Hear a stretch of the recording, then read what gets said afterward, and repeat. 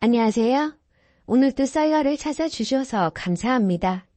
영상 시청 후 구독, 좋아요, 댓글 참여는 다음 영상을 제작하는데 큰 힘이 됩니다. 오늘의 사연 시작합니다. 안녕하세요. 저는 60대 초반인 남자입니다. 오랜만에 친구들을 만나 술을 한잔 하는데 한 친구가 술에 취해서 그러더라고요. 난 세상 헛산 것 같다.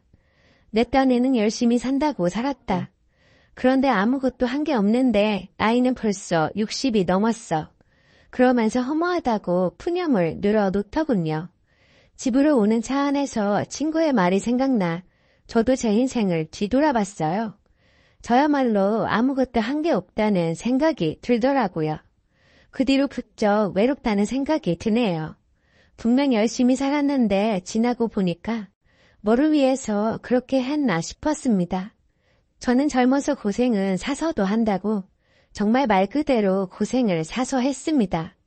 저는 시골에서 살았어요. 부모님은 평생 농사를 지으셨습니다. 아버지께서는 당연히 저도 아버지처럼 농사를 지을 거라고 생각하셨어요. 그래서 돈을 벌러 서울로 가겠다고 했을 때 반대가 심했습니다. 저는 아버지처럼 살기는 정말 싫었어요. 그래서 고등학교를 졸업하자마자 무작정 서울로 갔습니다. 저는 냉장고를 만드는 회사에 들어갔어요. 대학도 못 나오고 기술도 없어서 맨 밑바닥 잡일부터 시작했습니다. 저는 월급을 받으면 정말 악착같이 모았어요. 월급날이면 남들은 술을 마시러 간다고 했지만 저는 마시지 않았습니다. 그리고 담배도 피우지 않았어요. 몸에 안 좋은 걸 내 돈까지 써가면서까지 하고 싶지 않았습니다. 정말 아끼고 아껴서 최소 생활비만 쓰면서 남는 돈은 전부 다 저축했습니다. 회사 사람들이 저를 보면 정말 독하다고 할 정도로 검소하게 살았어요. 그러다 아내를 만나서 결혼했습니다. 그리고 아들도 하나 낳았어요. 책임을 져야 할 사람이 2명이 생기니까 전보다 더 악착같이 살게 되더라고요. 저는 남들에 비해 많이 부족했지만 누구보다 성실하게 일했습니다.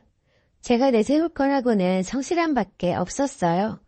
그렇게 꾸준하게 회사를 다녔고 저에게 일생일대의 기회가 찾아왔습니다.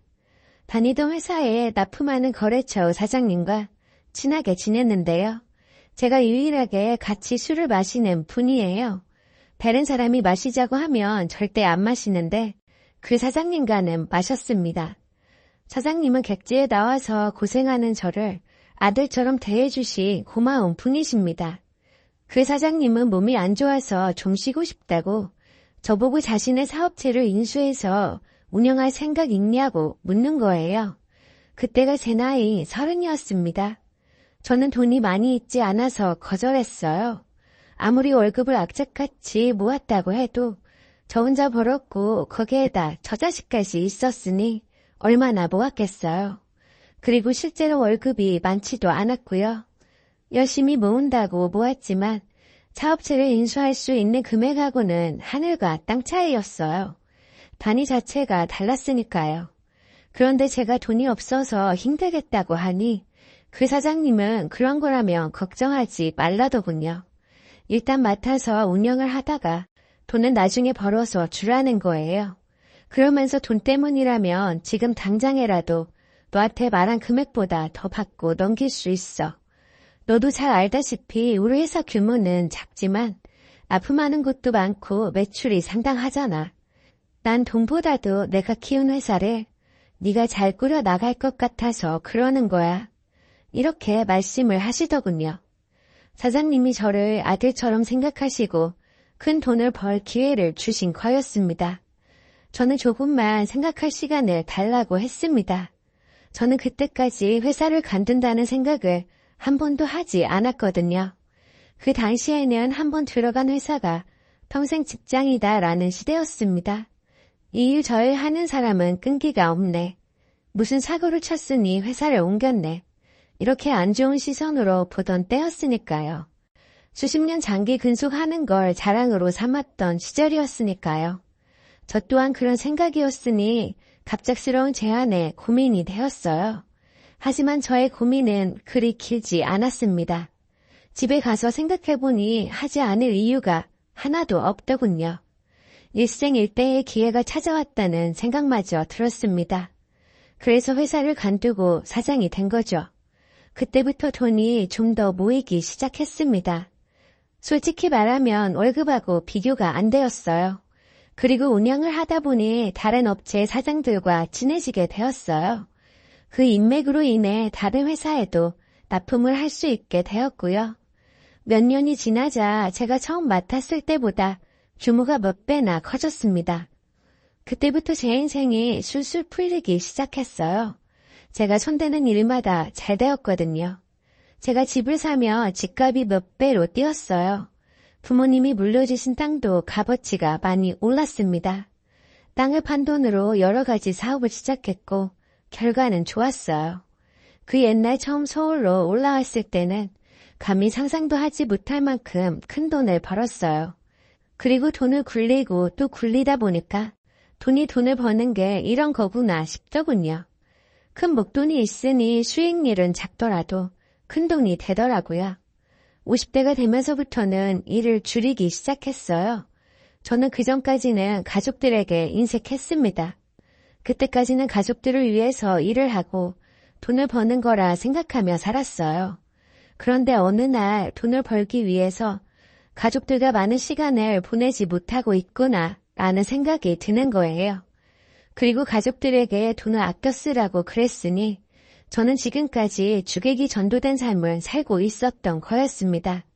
그래서 사업체를 하나씩 정리했습니다. 아내와 많은 시간을 보내려고 했습니다.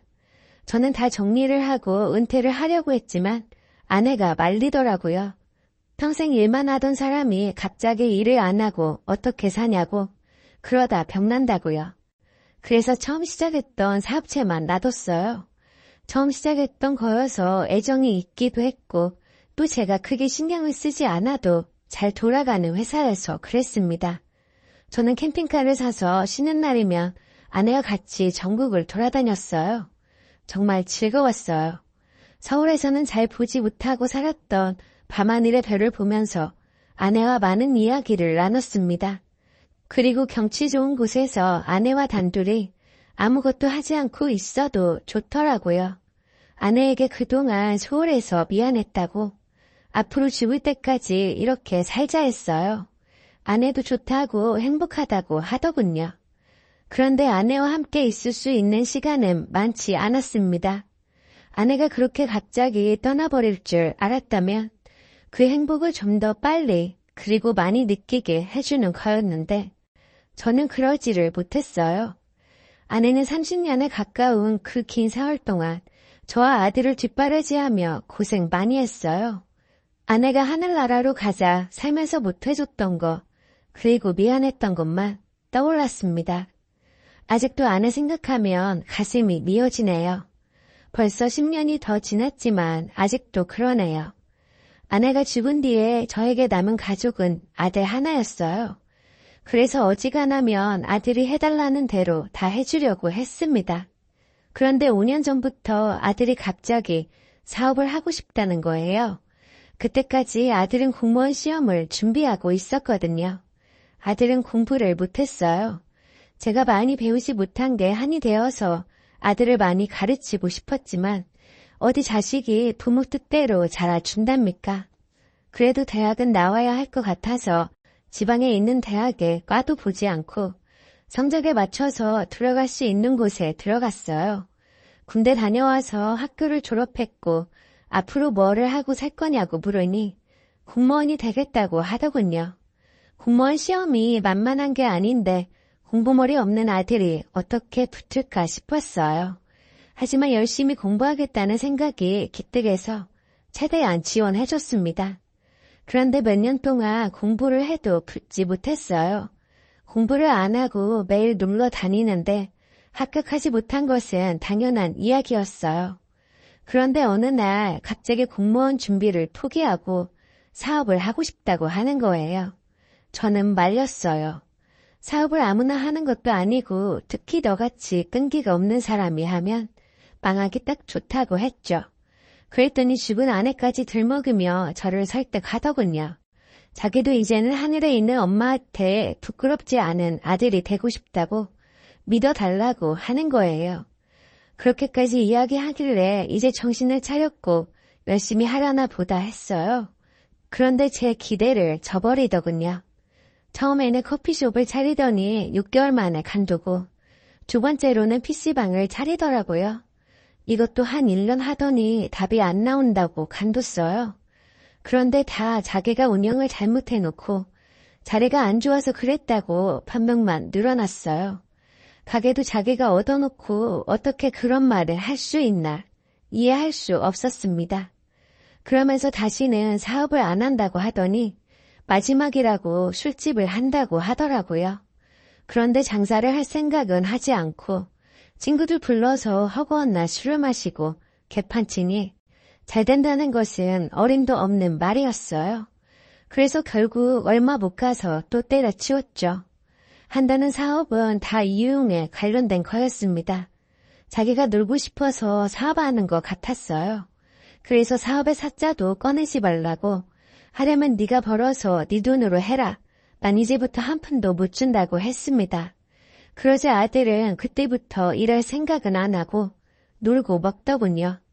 나이 먹은 아버지는 일을 나가는데 아들은 하루 종일 자기 방에서 컴퓨터로 게임을 하거나 나가서 친구들과 술 먹고 놀러 다니더라고요. 나이가 한두 살도 아니고 30이 넘었는데 한심해 보이고 답답했어요. 저는 그 나이 때 안 그랬으니까요. 저와 똑같이 살라는 것은 아니었지만 남자가 일은 하고 살아야 하잖아요. 그래야 결혼도 할 수 있는 거 아닌가요? 어떤 여자가 백수한테 시집 오나요? 왜 이렇게 정신을 못 차리나 싶었습니다. 그래서 더는 두고 볼 수 없었어요.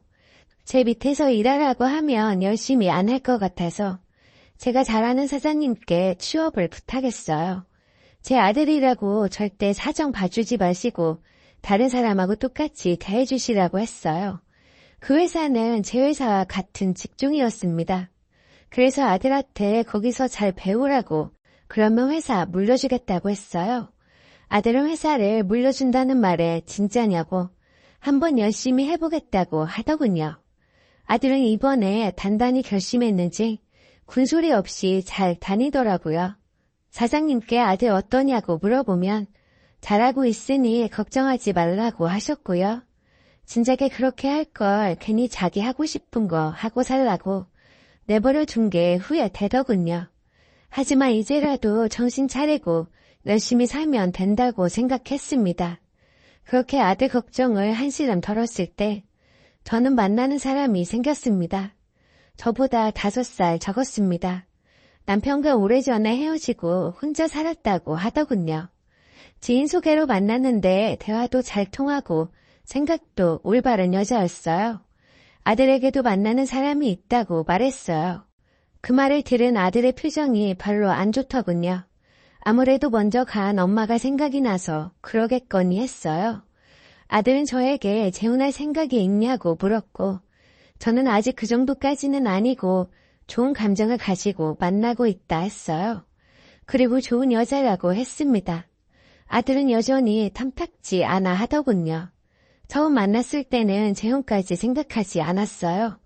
그냥 좋은 친구로 지내려고 했죠.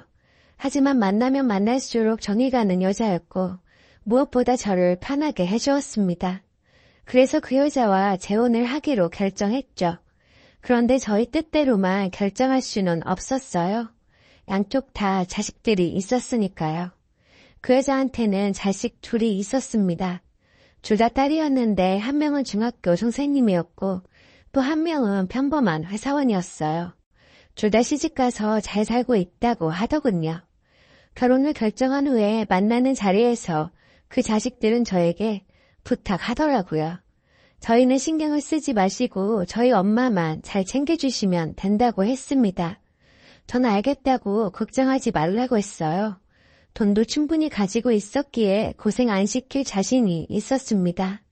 재혼하면 아무 걱정 없이 즐기면서 살면 된다고 생각했으니까요. 그렇게 재혼을 하게 되었고 저는 새롭게 인생을 다시 사는 것 같더군요. 먼저 간 아내에게는 조금 미안했지만 오래간만에 느끼는 행복이었어요. 먼저 간 아내도 제가 잘 살기를 바랄 거라고 생각했습니다. 두 번째 아내는 먼저 간 아내의 빈자리를 채워주는 고마운 사람이었습니다. 그런데 이 행복도 오래 가지 못했습니다. 바로 개차반 아들 때문에요. 아들은 회사 근처 오피스텔에 살고 있었어요. 제가 출퇴근이 힘들까봐 사줬습니다. 힘들면 또 그만 다닌다고 할까봐서 편하게 다니라고 그랬어요. 그런데 재혼한 후에 밥 먹자고 집에 오라고 해도 안 온다 하고 전화도 잘 받지 않았어요. 회사 일이 바쁘고 피곤해서 그러나 했어요. 그런데 아들의 회사에 사장님한테서 전화가 온 거예요. 할 말이 있으니 만나자고 하시더군요. 그 말을 듣자마자 드는 생각에 아들이 또 사고를 쳤구나였어요. 아니나 다를까 며칠째 회사에 나오지 않고 전화도 받지 않는다는 거예요. 일이 있어서 회사를 못 나오는 거면 전화라도 받고 무슨 일인지 말을 해야지 이렇게 무단 결근을 하면 어떻게 하냐 하더군요. 저는 일단 죄송하다고 사과를 했어요. 그랬더니 사장님은 아니라고 내가 잘 가르쳤어야 하는데 미안하다 하시더군요. 그러면서 이렇게 된 거 다 말씀하신다면서 아들이 그동안 회사 생활을 어떻게 했는지 다 이야기하시더군요. 늦게 출근하는 것은 다반사였고 일하다 말고 안 보여서 찾으면 창고에 숨어있고 심지어 말도 안 하고 외출까지 했다더군요. 그러면서 퇴근 시간은 칼같이 지킨대요. 또 회사 여직원들한테 싫다는데 집적거려서 여직원들 불만이 말도 못한다고 하더군요. 제 아들인데 저는 하나도 안 닮고 어떻게 그럴 수 있냐고 하시는데 부끄러워서 혼났습니다. 저는 죄송하다고 다시 한번 사과했어요. 사장님과 헤어지고 난 뒤 저는 아들에게 전화했지만 안 받더군요. 그래서 아들 집에 찾아갔습니다. 아들이 집에 없는지 배를 눌러도 아무 소리 안 들리더군요. 그래서 열쇠하시는 분을 불러서 문을 따고 들어갔어요. 정말 기가 차더군요. 집안에는 술병이 나뒹굴어 있고 배달해서 먹은 음식의 쓰레기에 발을 디딜 곳이 없더라고요. 청소는 언제 했는지 썩은 내가 진동했어요. 아들은 집에 있었지만 술을 많이 먹었는지 제가 온지도 모르고 퍼질러 자고 있었고요. 저는 그런 아들을 흔들어 깨웠고 어떻게 된 거냐고 물었어요. 그랬더니 힘들어서 못 다니겠다고 하는 거예요. 지금껏 남 밑에서 일한 적이 한 번도 없는데 스트레스 받아서 미치겠다고 하더군요. 그래도 그동안 아버지 생각해서 참았다고 하는데 기가 막혀서 어이가 없었습니다. 야 이놈아, 그럼 다들 그렇게 일해서 먹고 살지 안 그런 사람이 어디 있냐고 했어요. 나도 처음부터 사업한 것도 아니고 직장 생활하다가 했다고 했습니다. 그랬더니 아버지는 아버지고 자기는 자기래요. 아버지가 돈이 수십억이 있는데 내가 왜 고생을 사서 해야 하냐고. 아버지는 하나밖에 없는 아들이 남 밑에서 그런 대접을 받는 게 보기 좋으냐고 하더군요. 또 아니할 말로 아버지가 돈이 많아서 먹고 사는데 지장이 없는데 꼭 일을 해야 하냐고 하는 거예요. 그럼 뭐 하면서 살 거냐고 하니 아무에게도 간섭받지 않고 자유롭게 그때그때 하고 싶은 거 하면서 산다더군요. 그건 그냥 백수의 날건달이잖아요. 그래서 내가 언제 너한테 내 재산 준다고 했냐고. 난 너한테 한 푼도 물려줄 생각이 없다고. 네 힘으로 번 돈으로 먹고 살라고 했어요. 그랬더니 여자한테 미쳐서 하나밖에 없는 아들을 나 몰라라 하는 거냐고 하는 겁니다.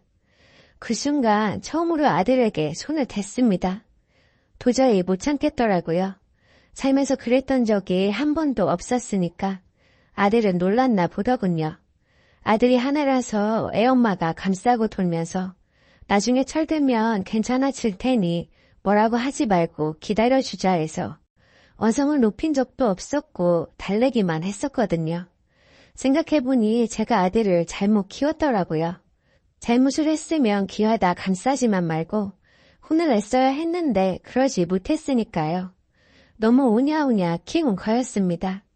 늦었지만 바로 잡아야 했어요. 그래서 나는 고생은 하기 싫고 돈만 만지고 싶어하는 아들을 둔 적 없다고 아들에게 준 신용카드를 뺏었고 오피스텔도 월세를 꼬박꼬박 내라고 했습니다. 한 달이라도 밀리면 쫓아내겠다고 했어요. 그런데 그 후 아들이 180도 바뀌었어요. 다음날 저를 찾아오더니 무릎을 꿇고 잘못했다고 용서를 빌더군요. 지금까지 저만 믿고 인생을 너무 안일하게 살았다고요. 하지만 어제 제 말을 듣고 깨달은 것이 많다고 하더군요. 그러면서 앞으로는 혼자의 힘으로 살아보겠다는 거예요. 자기가 돈 벌어서 제가 말한 대로 월세도 내고 생활도 하면서 저축도 하면서 살 거라고 믿어달라고 하더군요. 충격을 받고 이제야 정신을 차렸구나 싶었죠. 그리고 돌아가신 엄마가 생각나서 도저히 새어머니를 받아들이지 못했었다고. 하지만 이제는 한 가족이 되었으니 친하게 잘 지내고 싶다는 거예요. 자기가 먼저 노력하겠다고 하더라고요. 아들이 드디어 철이 들었구나 싶었습니다. 그 후로 아들은 자주 집에 왔어요. 그래서 밥도 같이 먹고 아내와 같이 TV도 보고 이런저런 이야기를 많이 나눴어요. 직장에 들어가기 전에 알바를 하고 있는데 할만하다고 하더군요. 그리고 아내한테 나중에 돈 많이 벌어서 2분 여행 보내드리는 게 목표라고 앞으로 효도 많이 한다고 하는 거예요. 철들어서 열심히 사는 것도 고마운 일인데 아내에게 먼저 마음의 문을 열어주고 아들이 정말 대견스러웠어요. 그러던 어느 날 제가 지방 출장을 가는 바람에 집에 아내가 혼자 있을 때 일이 터졌습니다. 숙소에 들어와서 씻으려고 하고 있는데 아내한테 전화가 온 거예요. 떨리는 목소리로 지금 좀 와주라고 하는 거예요. 무슨 일이냐고 했더니 아무 말도 하지 말고 지금 빨리 집으로 오라고 하더군요. 저는 차를 몰고 집으로 갔습니다. 집안은 난장판이었어요. 아내는 저를 보더니 울면서 제발 좀 살려달라고 하는 겁니다. 그래서 어떻게 된 거냐고 혹시 도둑 들었냐고 했습니다. 아내는 울기만 하더군요. 그래서 물을 한 잔 마시게 하고 내가 왔으니 이제 괜찮다고 했어요. 그랬더니 조금 진정이 됐나 보더라고요. 그러면서 있었던 일을 이야기하는데 정말 충격적이었습니다.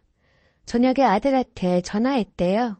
밥은 잘 먹었는지 궁금하기도 하고 그냥 별 생각 없이 안부나 물으려고 한 거죠. 그러다 제가 출장을 갔다는 말을 했는데 아들이 갑자기 집으로 온 겁니다. 느낌이 안 좋았대요. 통화할 때는 온다는 말이 없었는데 제가 없다고 하자마자 전화를 끊었고 바로 집으로 왔으니까요. 그리고 술 냄새가 진동을 하더랍니다. 그래도 내색하지 않고 무슨 일이냐고 했더니 서류 하나를 내밀면서 도장을 찍으라고 했대요. 그래서 아내는 뭔지도 안 알려주는데 어떻게 그러냐고 못한다고 했고 아들은 대출 서류라고 했다더군요. 제 재산을 담보로 한 대출 서류였습니다. 당연히 아내는 제 허락 없이 못 찍는다고 했고 아들은 아버지가 허락했고 다 알고 있으니 걱정하지 말라고 한 거죠. 그래서 아내가 저한테 확인 전화하려고 하는데 갑자기 아들이 전화기를 뺏고 멱살을 잡으면서 행패를 부리더랍니다. 그러면서 아내 보고 헛소리를 짓거린 거죠. 나는 당신이 아버지 돈 보고 결혼한 거 다 안다. 지금은 당신 뜻대로 되는 것 같아도 아니다. 아버지가 다 버리는 것처럼 당신도 버릴 거다. 그때 가서 후회하지 말고 챙길 수 있을 때 같이 챙기자라고 한 거였습니다. 아들은 저를 아버지로 보지 않고 돈줄로만 본 거였어요. 그리고 제가 지원을 끊는다고 하자 그때부터 이러려고 계획을 세우고 있었던 거죠. 그래서 거짓으로 잘못했다 하고 기회만 엿보고 있었던 거예요. 아내가 싫다고 하자 아들은 화를 내면서 집안 물건을 부수면서 협박을 하더래요. 그래서 경찰에 신고한다고 소리치니까 그제야 아들이 갔다 하더라고요. 가면서 저한테 말하지 말라고 말하면 가만 안 둔다고 했다더군요. 아들이 정말 갈 때까지 갔는데 이대로 가만히 있으면 안 될 것 같았어요. 그래서 저는 회사를 처분하려고 준비 중이에요. 마땅한 사람이 나올 때까지 회사는 아는 사람한테 부탁해 놨습니다. 살고 있는 집과 아들이 사는 오피스텔도 내놓은 상태예요. 아들이 모르는 곳에 가서 살 생각입니다. 현재 아내와는 떨어져서 지내고 있어요. 아내는 너무 무섭다고 헤어지자 하더군요. 자기한테 한 푼도 주지 않아도 괜찮다고 제발 그냥 헤어져 달라고 하더라고요. 저는 지금 당장 결정하지 말고 시간을 가지고 생각을 해보자고 했습니다. 그랬더니 아내는 그때 받은 충격이 너무 커서 당분간 자식들이랑 지내고 싶다고 하더군요. 아들이 저를 찾아와서 술 먹고 실수한 거라고 변명을 늘어놓으며 잘못했다고 하더군요. 하지만 저는 용서할 마음이 절대 없었습니다. 아내에게 챙길 수 있을 때 같이 챙기자고 한 것이 정상은 아니잖아요. 정말 걱정이네요. 아들이 모르는 어디 멀리 가서 살아야 한다는 생각이 들었어요. 아들이 돈에 미쳐서 제정신이 아닌데 저한테 해코지를 안 한다는 보장도 없잖아요. 하지만 제가 젊은 것도 아닌데 외국으로 이민을 가서 거기서 적응하고 살 수도 없는 노릇이잖아요. 그래서 그냥 멀리 이사가서 조용히 숨어 살려고요. 그러다 아들이 찾아오면 어쩔 수 없이 또 이사가서 살아야죠. 이제는 저에게 남은 가족이 하나도 없습니다. 제 인생이 왜 이렇게 되었는지 모르겠어요. 인생을 열심히 산다고 살았는데 돌아보니 남은 게 하나도 없는 것이 정말 허무하네요.